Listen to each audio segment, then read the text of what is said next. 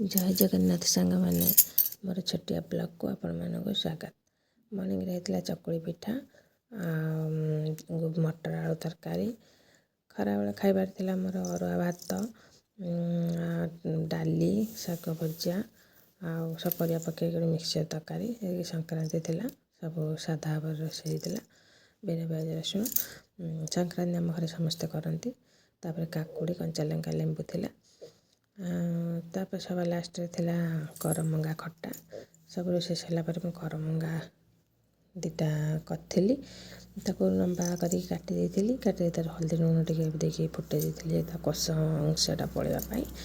तापरे ताको छाणिकी रखी देइथिली। तापर तेल फुटण आटे लंका दे एपट सेपट भाजी देइथिली। भाजी सारा पर गुड़ दे देइथिली। गुड़ दे सारा पर टिके लुण लंका जीरा गुंड पकई देइथिली।